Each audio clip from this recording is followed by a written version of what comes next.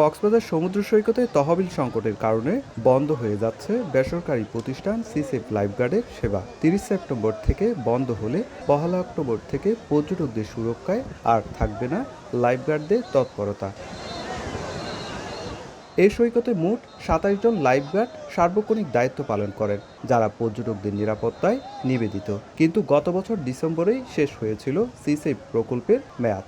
দাতা সংস্থা প্রকল্পের মেয়াদ জুন পর্যন্ত বর্ধিত করলেও আর্থিক তহবিল না থাকায় চলতি মাসেই বন্ধ হয়ে যাচ্ছে সেবা। ৩টি পয়েন্টে ২৭ জন কর্মী আছে।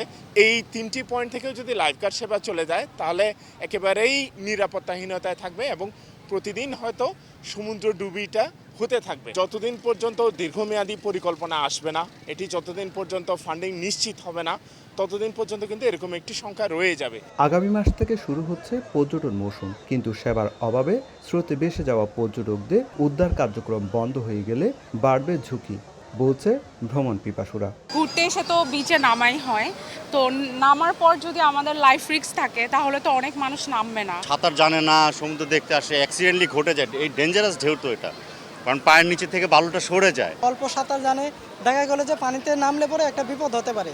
তখন বিপদ হলে যদি লাইফগার্ড নাই থাকে তাহলে তো দেখা যাবে তার নির্ঘাত মৃত্যু। বারবার সবাইকে অ্যালার্ট করতেছে, যদি তারা চলে যায় তাহলে এখানে সবাই একটা সংখ্যার মধ্যে পড়ে যাবে। সরকারের নিজ উদ্যোগে বেশি বেশি লাইফগার্ড দেওয়া উচিত। তবে পর্যটন ব্যবসায়ীদের দাবি, পর্যটন মন্ত্রণালয় থেকে শুরু করে জেলা প্রশাসন সহ পর্যটন সংশ্লিষ্ট সকলের সমন্বয়ে এই সংকট নিরসন করা প্রয়োজন। সরকারিভাবে যত দ্রুত সময়ের মধ্যে দেওয়া যায় লাইফগার্ড, প্রশিক্ষিত লাইফগার্ড, ডুবুরি এবং নেটিং সহ পর্যটক যারা ঘুরতে এসে বিচে যাতে জীবন রক্ষার জন্য আধুনিক ব্যবস্থাপনা এবং প্রয়োজনীয় রোবোটিং ব্যবস্থার মাধ্যমে যদি উদ্ধার তৎপরতার জন্য যদি কর্মী নিয়োগ দেওয়া হয়, এটা আরও বেশি ভালো হবে। ২০১৪ সাল থেকে রয়্যাল ন্যাশনাল লাইফবোট ইনস্টিটিউটের অর্থায়নে সিসেফ লাইফগার্ড কর্মীরা ৮২৪ জন পর্যটককে বাঁচিয়েছেন। তবে গত দশকে ৬৮ জন স্রোতের টানে প্রাণ হারিয়েছেন।